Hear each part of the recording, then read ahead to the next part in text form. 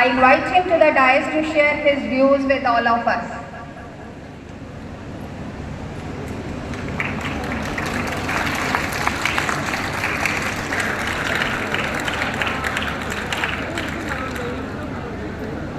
आज का दिन मेरे लिए भी बहुत ही गौरव का दिन है कि आज मैं ऐसी संस्था में खड़ा हूँ शायद 1909 में कोई सोच भी नहीं सकता बालिका शिक्षा के केवल पंजाब में नहीं सारे देश।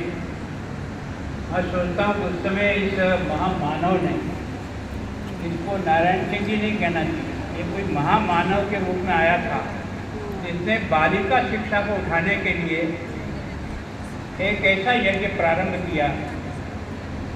इस यज्ञ में उस समय के कई अध्यापकों ने अपनी आहुति दी, संस्था को खड़ा करने में कई समाज के लोगों ने उसमें आहुति दी। और मैं सोचता हूँ कि अब तक अगर रिकॉर्ड हो तो कितनी बालिकाएं या भारत के नहीं देश के लिए अपने आप को समर्पित करके जीवन में आगे बढ़ने का एक जगह जहाँ मिली, वो ये विद्यालय है, ये वो पवित्र जगह है जहाँ मैं खड़ा हूँ।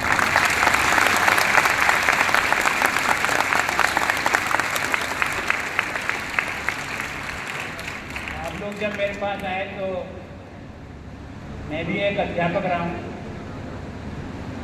मैं जानता हूँ कि जीवन में अगर सबसे बड़ी पूंजी किसी के पास है, पैसे कौड़ी में नहीं हो सकती, साधनों में नहीं हो सकती, सुविधाओं में नहीं हो सकती, और मान और सम्मान की दृष्टि से इस देश में गुरु को जो इज्जत और सम्मान मिली है, वो सारा देश भगवान राम को भी गढ़ा है ना, तो उनके गुरु वशिष्ठ ने गढ़ा।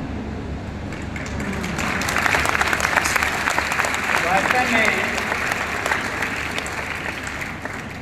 चाणक्य ने चंद्रगुप्त को गढ़ा था। तो मैं सोचता हूँ कि गुरु की महिमा अनादि काल से, शायद हम लोग अब कुछ वर्षों के संघर्ष में अपने अतीत को भूल गए। बाकी ये अतीत न तो महिला में न पुरुष में अंतर करता। मैं सोचता हूँ कि जब शास्त्रार्थ हुआ था तो उसकी निर्णायक, उस समय के जो शास्त्रार्थ में भाग ले रहे थे उनकी पत्नी निर्णायक के रूप में नॉमिनेट हुई। इसका मतलब हमारा कैरेक्टर कितना ऊंचा था, कितना भरोसा था निर्णय करने वाले पर, वो इस देश को सौभाग्य मिला। तो वास्तव में आज मैं गुरु हरगोविंद उजागर हरि ट्रस्ट के स्थापना दिवस पर आपने मुझे आमंत्रित किया। मेरे भी कोई पूर्व जन्म के अच्छे कर्म थे। मैं आपको खुश करने के लिए और ताली बजाने के लिए नहीं कह रहा। मैं सोचता हूँ कि वो बहुत पवित्र भूमि है जहाँ उस समय महिला शिक्षा के बारे में सोचना असंभव था। उस समय कैसे विचार आया होगा, कैसे उसने सोचा होगा, कैसे प्रारंभ किया होगा। और जैसा मुझे आपने बताया कि 4 बच्चों के लेकर एक सेतूत के पेड़ के नीचे इस यज्ञ का प्रारंभ किया। उस यज्ञ में आज दिन तक लाखों बच्चियां यहाँ शिक्षा लेकर आज भी, जैसा कि मुझे बताया है कि इसके विभिन्न संस्थाओं में 5000 से अधिक बच्चियाँ अध्ययनरत है। इसका मतलब वास्तव में इस यात्रा में जिन्होंने प्रारंभ किया और जिन्होंने इस पौधे को अपने खून पसीने से सींच करके कितना बड़ा वृक्ष बनाया, वो सब हमारे लिए बहुत ही आदर के पात्र है। हम उन सबको नतमस्तक करते हैं जो आज यहाँ हैं, जाते क्या दुनिया से चले भी गए। उनके प्रति बहुत आभारी हैं कि उन्होंने एक ऐसे पौधे को लगाया, उस समय लगाना सोच ही नहीं सकता। हम लोग जब पढ़ते थे ना तो हमारे गांव में हमारी बहनों को भी लड़कों के साथ स्कूल में नहीं भेजते थे, भले लड़कों का स्कूल गांव में हो। उनकी शिक्षा वहीं तक होती थी जहां तक लड़कियों का अलग स्कूल। उस समय ये विचार आना और इस यात्रा को करना वास्तव में बहुत ही आश्चर्यजनक है और बहुत ही प्रसन्नता का विषय है। और वो भी एक गांव में।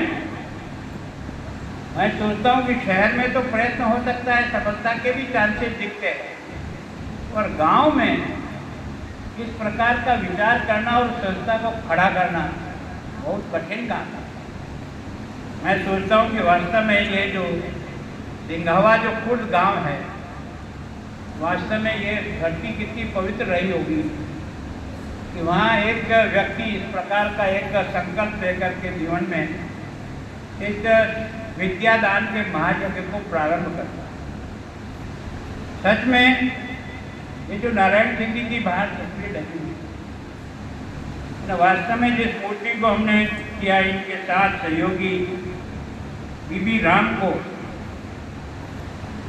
बीवी हर प्रकार जो कभी यहाँ से विधायक के रूप में भी 57 में इलेक्शन लड़के गई, और मैं सोचता हूँ कि नारायण सिंह जी ने इनको इस सारी विद्यालय की बागडोर उनके हाथ में दी, ये सोच करके कि वास्तव में विद्या को समर्पित करें।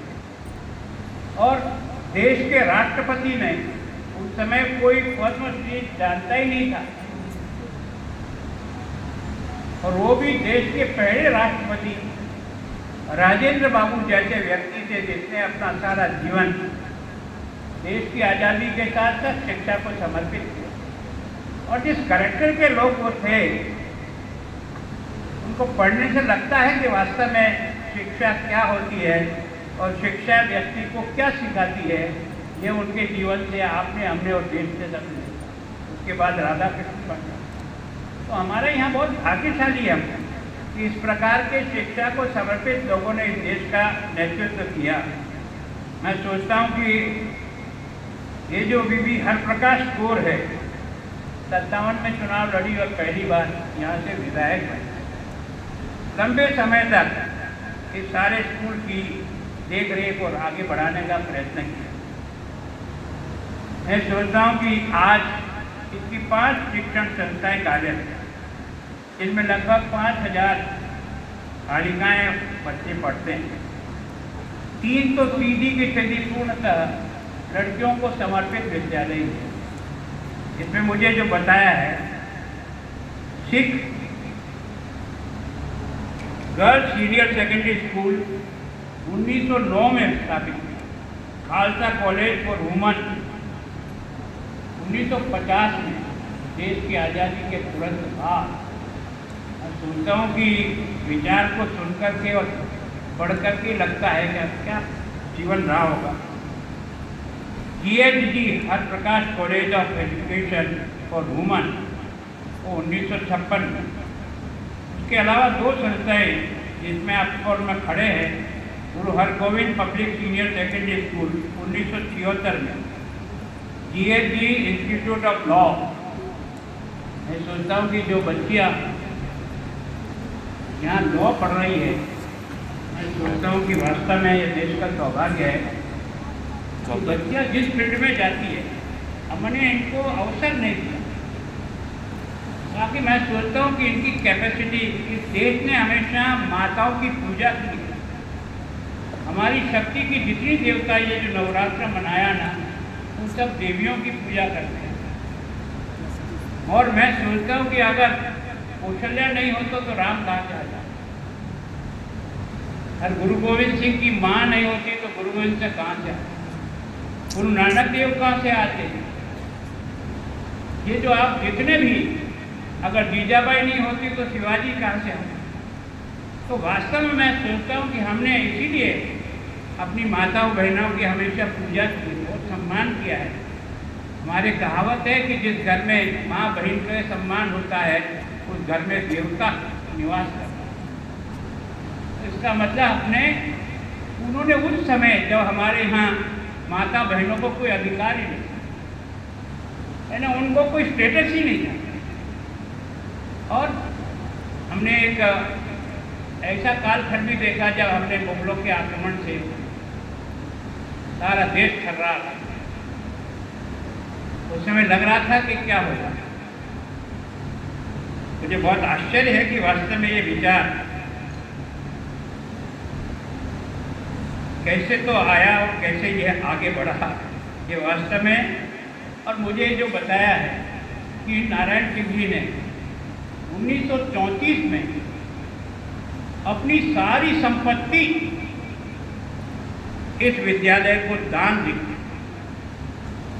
अंग्रेज भी उसको देख करके आश्चर्यचकित हो गए, यार ये क्या कमाल है इस व्यक्ति का। उस समय देश गुलाम था, उनको भी लगा यार ये वास्तव में कैसा व्यक्तित्व है। इसलिए आपने देखा होगा कि ब्रिटिश सरकार ने सरदार साहिब केसर हिंद की उपाधि से सम्मानित किया था उस समय का। मतलब वास्तव में ये जो विद्या को समर्पित लोग हैं, इनकी जगह दिल में होती, हम लोगों की जगह केवल जीवन पे होती।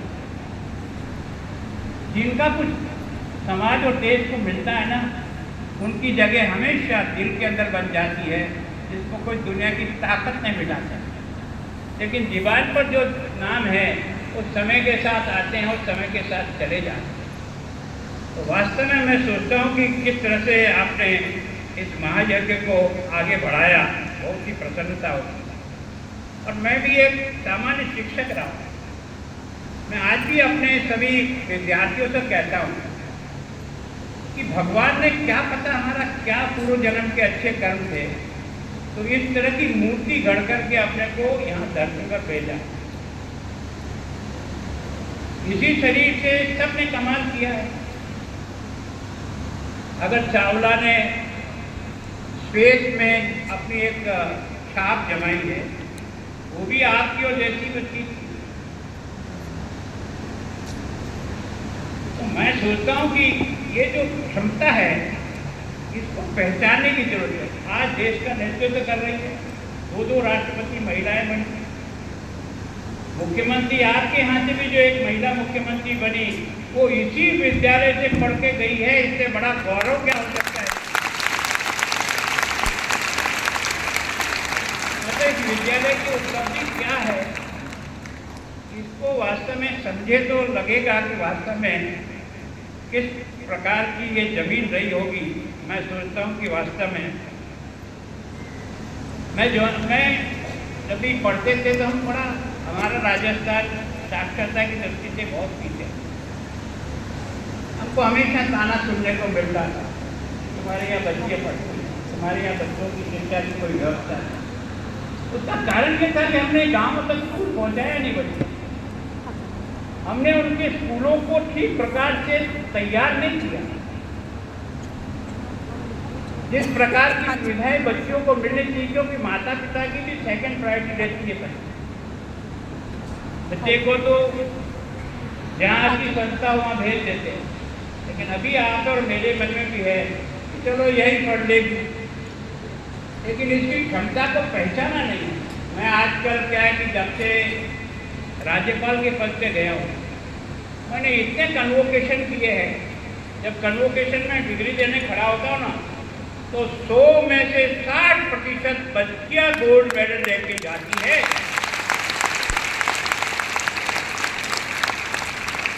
जो काम इनको दे दो।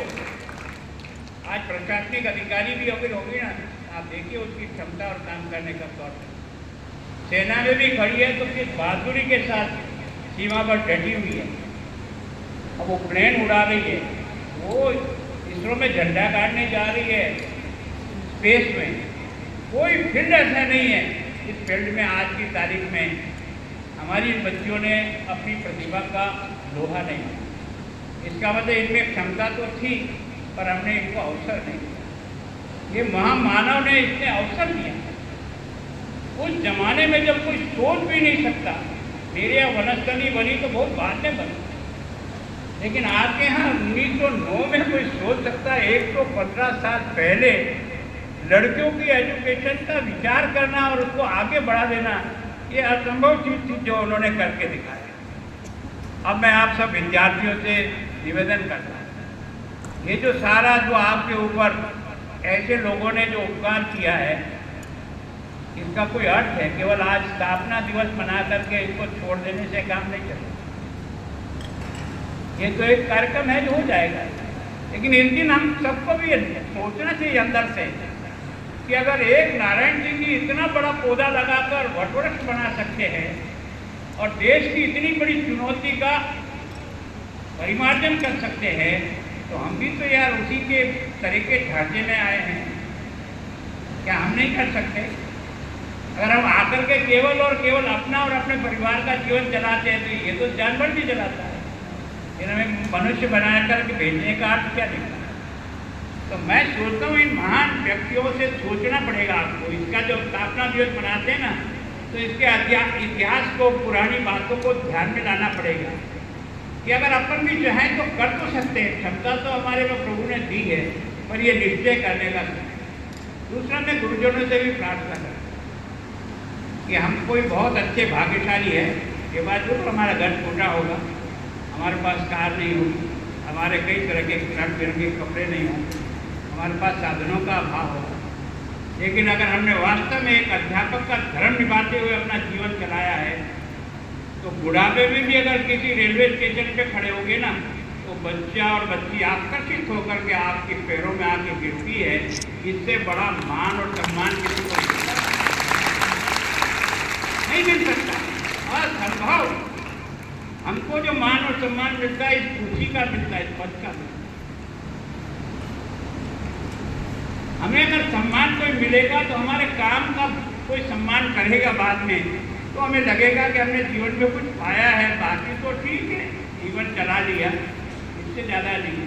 और आज भी मैं सोचता हूँ आपके जो भी ट्रस्टी हैं, जो भी बहनें हैं, जो यहाँ काम कर रही है, शिक्षक के रूप में काम कर रही है, उन सबको भी बधाई देता हूँ, क्योंकि आपने जो क्वालिटी बताई ना बच्चों की, क्या क्या हुआ क्या नहीं हुआ, इसको पैदा करने वाले तो यही गुरुजन हैं। हम लोग तो साधन जुटा सकते हैं, हम व्यवस्थाएं कर सकते हैं, लेकिन बच्चों में ज्ञान डालने का, शिक्षा डालने का, चरित्र सिखाने का, जीवन जीने का, ये तो यही सिखाते हैं। और इसके कारण से मैं सोचता हूँ कि संस्था बहुत ही एक तरह से अपने आप में धनाढ्य है कि उसने इस प्रकार की बच्चियों को तैयार करके जीवन के विभिन्न क्षेत्रों में भेजी है। और अगर देश 2047 में दुनिया का नंबर 1 देश बनेगा, तो आप और हम तो चले जाने हैं। बनाने वाले तो यही बच्चे हैं जो कल बढ़ कर के देश की पासपोर्ट अपने हाथ में लेकर आगे बढ़े। और अब तो आपने देखा होगा देश के संविधान में भी जिस प्रकार का परिवर्तन धीरे धीरे हुआ। आज गांव की सरपंच महिलाएं बनती है, प्रधान बनती है, जिला परिषद में आती है, जिला प्रमुख बनती है, प्रधान, पंचायत समिति सदस्य, नगर पालिका, वार्ड पार्षद, चेयरमैन। और अब तो कॉन्स्टिट्यूशन में अमेंडमेंट कर दिया है कि अगला चुनाव विधानसभा में भी 33%, राज्यसभा में, लोकसभा में और हिंदुस्तान की विधानसभा में हमारी बहन और बेटियां भी चुन करके जा करके अपने समाज के लिए, अपनी बच्चियों के लिए, भविष्य के लिए सरकार को मजबूर करेंगे कि हम क्या कर सकते हैं जिसके कारण से हमारी बच्चियों को हम देश के विकास में गाड़ी के दोनों पहियों की तरह से चला करके देश को आगे बढ़ा सकते हैं। ये सौभाग्य आपको मिला है। मैं आप सब जो वर्किंग कमेटी के यहाँ के लोग हैं उनका अभिनंदन करना चाहता हूँ। पता नहीं आपने क्या सोचकर मुझे बुलाया, और मैं बहुत प्रसन्न हूँ। वैसे मुझे पता लगा कि 115 साल पहले कोई संस्था सोच सकता है, वो व्यक्ति कैसा होगा, उसका मन कैसा होगा। तो मैं सोचता हूँ कि आज भी उसकी आत्मा हम सबको यहाँ ढूंढ रही है कि मैंने जो पौधा लगाया है उस पौधे को आप किस तरह से सींच करके और इसको आगे बढ़ाते हैं, जो देश की आगे आने वाली भविष्य की पीढ़ी का निर्माण कर सकते हैं। एक बार आप सब बच्चों को मैं अपनी ओर से बहुत बहुत बधाई देता हूँ। और स्थापना दिवस के दिन आप इस संस्था का प्रारंभ से लेकर के अध्ययन करिए और समझने का प्रयास करिए। एक व्यक्ति सब कुछ इस संस्था को दे जाता है, हम तो भी इस देश को कुछ देना सीखे। देश हमें देता है सब कुछ, हम भी तो कुछ देना सीखे। मैं सोचता हूँ यही इसमें से उपलब्धि नजर आती है जो आप और मैं सब अपने साथ लेके जाए। एक बार फिर आप सबको मेरी ओर से, सभी संस्था के लोगों को, यहाँ के सब गुरुजनों को, आप सब बच्चों को, अभिभावकों को मैं अपनी ओर से बहुत बहुत प्रणाम करता हूँ। धन्यवाद। जय हिंद।